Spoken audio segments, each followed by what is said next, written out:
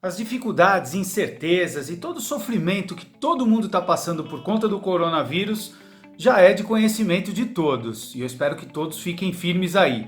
Mas o que isso pode trazer para o futuro? Quais são os impactos? Tem muita gente estudando isso e eu vou bater um papo com Guilherme Carvalho hoje, de longe, claro, sobre o nosso futuro. O que tudo isso pode trazer para a humanidade? Dagflix começando agora! Olá pessoal, momentos difíceis, a gente sabe, eu quero reforçar e eu venho falando sempre isso. Espero que todos fiquem muito bem, se cuidem e mantenham a cabeça no lugar. Eu acho que isso é muito importante. Bom, hoje eu vou trazer o Guilherme Carvalho, porque é um cara que está estudando, conversando com pesquisadores, ele mesmo pesquisando, é um biólogo, o secretário executivo da SVB, a gente troca muita ideia, esse papo vai ser bem legal. E eu vou fazer algumas perguntas e ele também vai me fazer algumas perguntas em relação a tudo isso que está acontecendo e as perspectivas que a gente pode esperar. Então vamos lá, Guilherme, espero que você esteja bem aí, um beijo para Mônica, para Marina.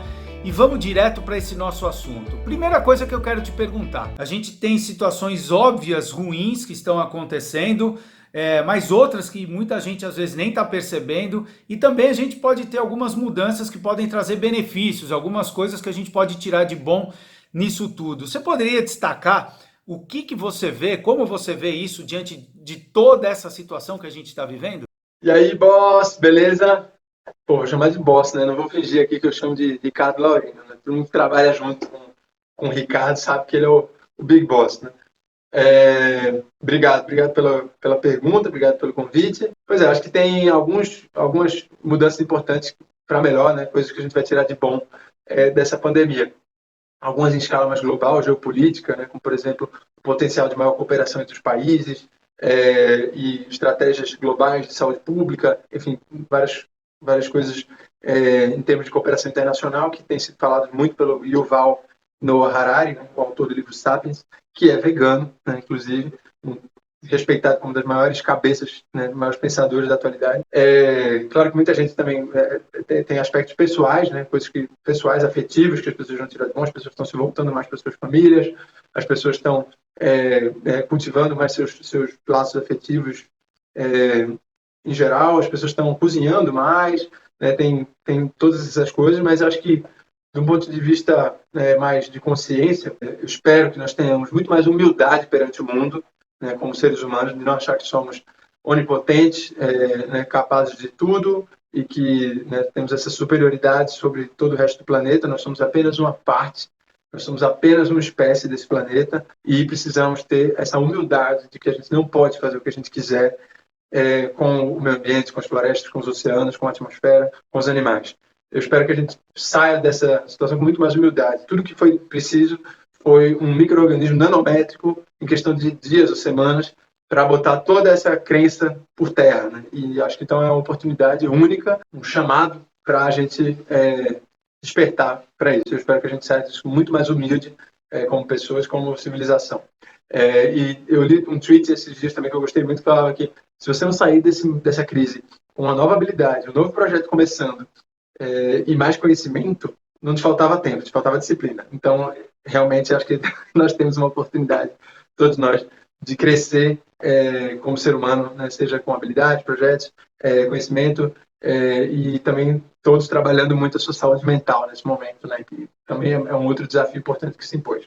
E eu acho que concretamente, né, em relação à questão dos animais, né, do vegetarianismo, veganismo, eu acho que o que a gente vai tirar de bom num primeiro momento vão ser normas, né, e boas práticas mais conscientes em relação a questões sanitárias, especialmente em relação a questões envolvendo animais, né? Então, por mais que de início a gente tenha né, uma ação política mais forte em relação aos wet markets, né, os mercados molhados, que são um ambiente com milhões de oportunidades de contágio e de transmissão, né, chamado spillover, de doenças de uma espécie animal para outra, né, que pode ser o ser humano, né, e que está sempre junto com muita crueldade, claro, né? É engraçado que a gente vê que é tão perigoso quanto cruel, né? Isso é verdade para os mercados de animais vivos, isso é verdade para as granjas industriais. E eu queria te perguntar, então, Bossa, agora, minha vez,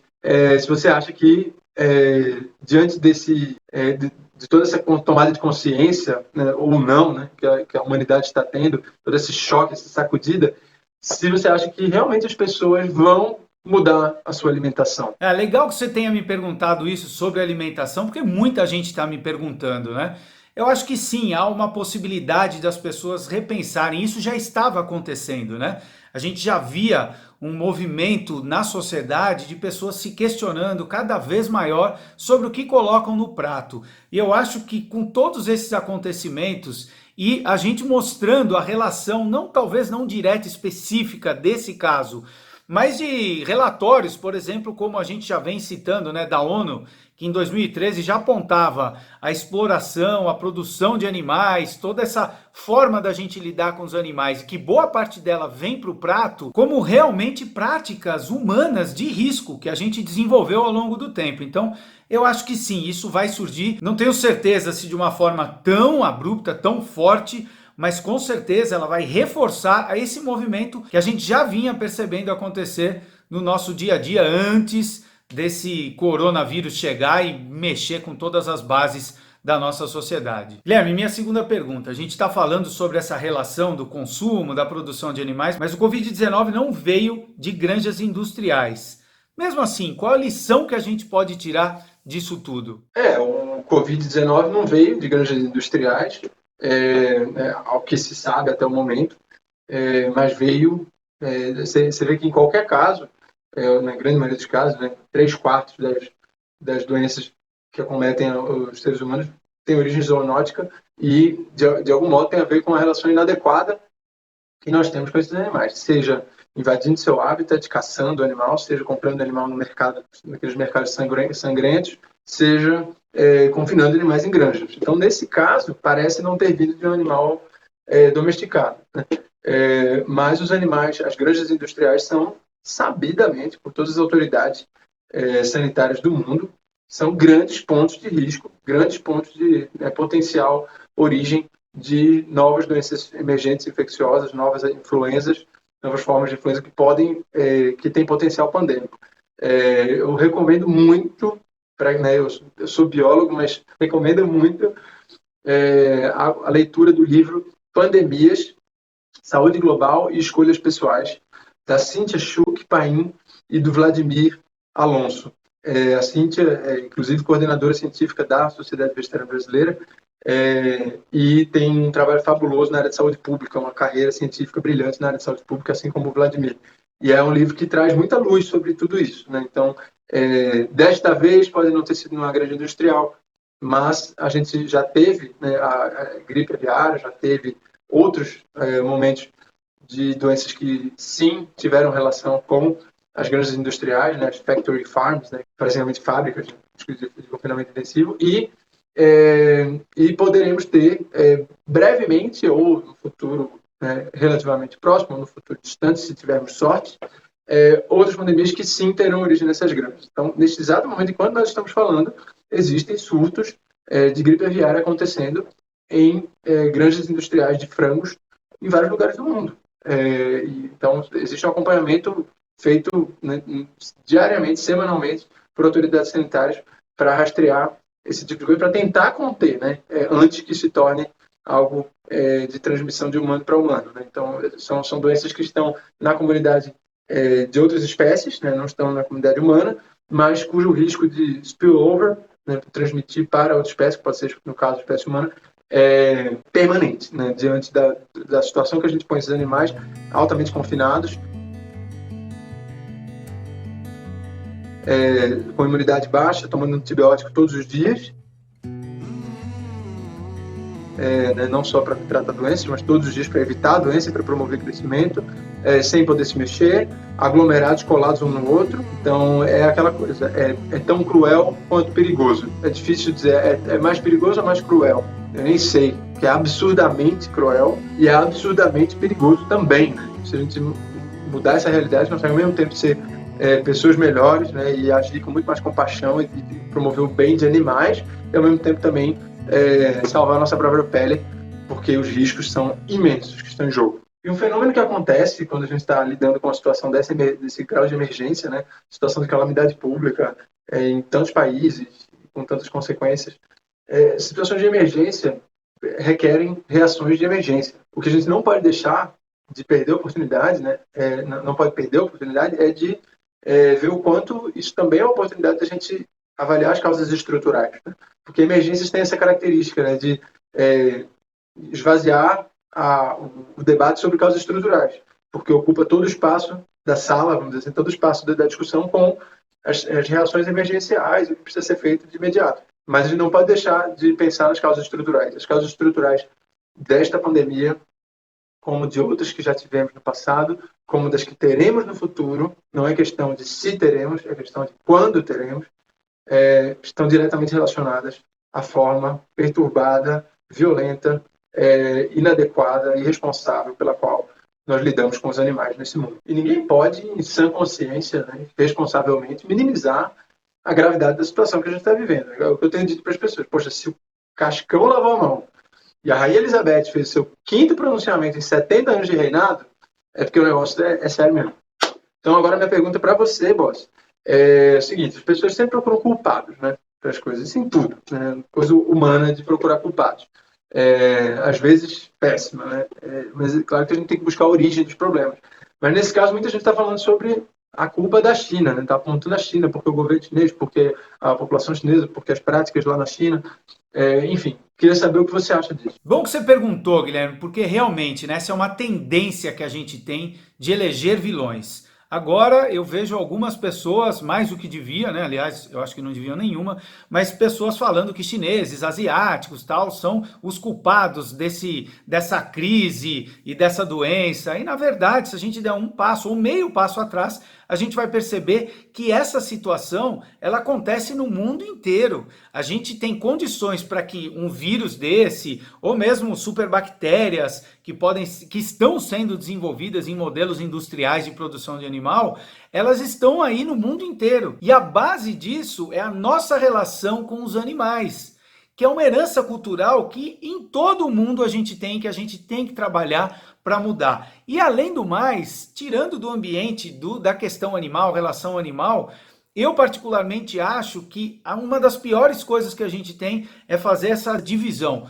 entre os bons e os maus. Eu acredito que todos nós cometemos falhas, cometemos erros, alguns de um jeito, outro de outro, e o nosso debate, o nosso questionamento, e a gente encorajar as pessoas a terem uma nova visão, uma nova relação com coisas que normalmente a gente aprendeu a ver de um jeito, eu acredito que seja a melhor forma da gente transformar e da gente poder dar passos em direção a uma sociedade mais justa e com menos riscos, como a gente está vendo que está acontecendo agora. Guilherme, não há dúvidas que a crise está pegando a economia de uma forma avassaladora.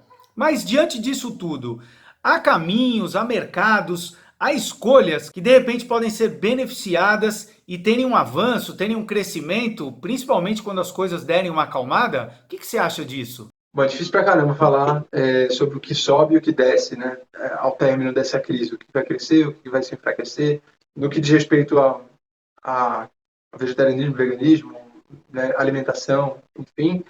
Eu acho que tudo que era mais ligado ao mercado de food service, né, falando em mercados, de produtos, empresas e tal, que eram mais ligados ao food service, sofreram muito mais.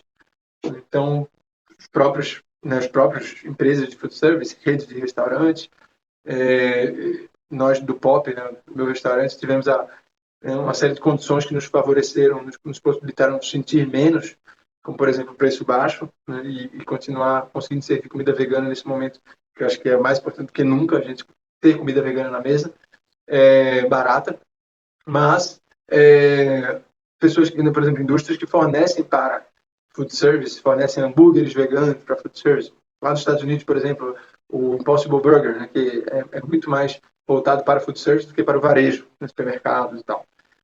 Sentiu muito mais a porrada do que o Beyond Meat, por exemplo, que já tinha, né, que é outro hambúrguer com gosto de carne e tal, que era muito conhecido em todo mundo e que já tinha uma penetração maior, não só no food service, mas também no varejo, uma distribuição mais equânime né, dos seus canais ali, dos setores que atendi. Então, quem estava mais ligado ao food service está sentindo mais. A gente pode ter, sim, quebra de empresas, redução, não, desaceleração, apesar de algumas startups, algumas empresas que trazem disrupção não terem parado de receber investimentos, né? E receberam investimentos até a véspera da pandemia. Então, é um pouco difícil de dizer ainda, mas certamente haverá algum impacto. E restaurantes vegetarianos, veganos, certamente a gente vai ter alguns que vão fechar no Brasil e fora do Brasil. Tem muitas vezes que é realmente o mais responsável no momento, não é nem o mais responsável, mas a única opção que vai restar vai ser fechar, né? Porque senão você vai acabar gerando um endividamento acumulativo e que vai virar uma bola de neve. Tá muito difícil para o setor de food service em geral e de hotelaria também. Então, hotéis, né? Hotéis é uma coisa, nossa, né? Os hotéis que ninguém tem como fazer delivery de quarto, né? Delivery de comida você faz, delivery de quarto não. Então, pensem nos hotéis, hotéis pousadas, hostels, veganos, vegan friendly, que vocês conhecem, que vocês gostam. Né, e como a gente pode também fazer essa rede de apoio para todos esses atores, né, players importantes do mundo vegano, né, né, que tem um papel e que a gente gosta, acredita, de como apoiá-los, né, como apoiá-los de algum modo para que eles consigam sair do outro lado com algum oxigênio, né, sair vivos do outro lado como negócios, como ferramentas de transformação. Mas com certeza muita coisa que estava em alta vai ficar em baixa, muita coisa que está em baixa vai ficar em alta. Por exemplo, o ecologicamente correto no sentido de resíduos, né, de lixo, vai sofrer muito, né? Vai sofrer muito porque as pessoas vão passar a ter, às vezes até uma paranoia, ou às vezes simplesmente cuidados adicionais e tal, com os utensílios que usam, com copo, com talher, com embalagem, com usar saco plástico para tudo. Então, o ecologicamente correto agora é o novo irresponsável do ponto de vista de saúde, né? Não deve se tornar, mas acaba sofrendo desse modo. Então, são coisas que vão mudar. E ainda é difícil saber como a sociedade vai se comportar em termos de escolhas de alimentação, bom, você estava falando disso agora também, porque ainda existem as pesquisas, já estão sendo feitas pesquisas, mas às vezes apontam resultados em caminhos opostos, em sentidos opostos. Então, por exemplo, a pesquisa do Faunalytics é um instituto de pesquisa em questões ligadas a animais, inclusive em relação ao vegetarianismo e veganismo, apontam que uma parte das pessoas, né, responde à pesquisa dizendo que vai passar a consumir mais produtos veganos, outra parte vai passar a consumir menos produtos veganos. Né? Então, enfim, né, não vamos entrar nos detalhes das explicações disso, mas alguns vão doar menos para organizações sem fins lucrativos, nas quais elas acreditam que fazem um trabalho na questão animal ou vegana e tal. Outros vão doar mais. Então, porque sentem que é mais importante, outros vão estar com menos recursos, com mais dificuldade de doar. Então, é um pouco difícil ainda de avaliar. Agora, eu não tenho a menor dúvida de que aqueles que sobreviverem, né, as empresas, enfim, os restaurantes, os negócios, os empreendedores autônomos, que conseguirem continuar realizando sua atividade profissional ao término dessa crise, vão ter uma recuperação muito mais rápida, isso eu não tenho dúvida. Se estima que o setor de restaurante vai voltar com um movimento de talvez 1/3 do que seria o movimento normal antes da pandemia. E que isso vai demorar um pouco para ir crescendo e se restabelecendo. Eu já acredito que, pela pujança desse mercado que já vinha antes, né? Ou seja, pelo quanto os negócios veganos bem feitos, claro, têm sido bem-sucedidos e crescido rápido, tendo tido uma demanda crescente muito maior do que os negócios obsoletos e os pratos e produtos obsoletos à base de produtos animais, esses negócios veganos vão ter uma curva de reaceleração muito mais rápida do que os negócios à base de proteínas animais e produtos de origem animal. Agora, Boss, você também tem feito um trabalho de comunicação importante em relação a essas questões da pandemia que a gente está vivendo e a questão animal, vegana. E teve um vídeo que você fez, né? Não só você e colegas do Vegflix, sensacional, sobre isso, que foi, né, um vídeo lindo, que deu muita repercussão, né? As pessoas gostaram muito, se sensibilizaram muito, realmente ficou de arrepiar, assim, né? Então, queria que você contasse um pouco também como é que foi esse vídeo, como é que foi concebido, de onde veio a ideia, como foi fazer. Esse vídeo aí, Guilherme, é bom que você perguntou, porque ó, ele viralizou, a gente colocou um link para as pessoas baixarem, porque todo mundo começou a pedir para baixar, compartilhar. Esse link caiu de tantos acessos que tiveram, foi muito legal isso.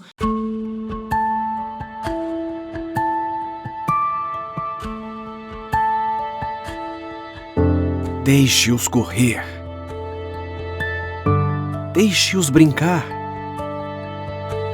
Deixe-os voar, deixe-os nadar. Vamos nos recolher por algum tempo. Quando eu escrevi esse texto, eu tive o seguinte objetivo nele. A gente dar um chacoalhão, né? Mostrar que realmente tem coisa errada e que o coronavírus não é algo isolado, ele tem uma relação com a nossa forma de viver, com a nossa forma de enxergar o mundo, a vida, os animais. Mas eu também estava percebendo que as mensagens estavam sendo muito negativas, muito pesadas, num momento que as pessoas já estavam fragilizadas. Então eu pensei, pô, vamos dar esse chacoalhão, mas vamos mostrar, né? Vamos trazer algo que de repente possa animar e fazer com que as pessoas repensem que a gente pode sim dar passos positivos a partir de coisas ruins que acontecem com a gente. E o contexto que eu escrevi, cara, eu tava à noite, devia ser quase meia-noite ali, eu tava sozinho, minha esposa tava com meu filho, né, porque agora a rotina não tá tão igual que era, e aí eu comecei a pensar nisso e o texto eu imaginei, né, lembro bem, com meus pés para cima, descansando um pouco os pés, eu comecei a rabiscar ali no meu celular mesmo, rabiscar é boa, né, e ele foi fluindo, cara, foi de um jeito que parecia que as coisas já estavam meio prontas para que eu pudesse só expressar em palavras. Então foi bem legal, fico bem feliz e quem não assistiu, fica aí a dica. É isso aí. Guilherme, agradeço demais, cara, a tua participação, valeu. Espero que a gente possa se unir cada vez mais. Parabéns pelo trabalho que você faz aí na SVB. Claro, né? Você tem um parceiro bom aí, não, brincadeira, é a Mônica, que é tua esposa. Mas também sorte aí no Pop. Eu sei que todos os empreendedores, você é um empreendedor vegano aí, tão com dificuldades, mas tenho certeza que a gente vai passar por isso e as coisas vão melhorar. É isso aí, gente. Valeu. Vegflix, o universo veg em um só canal.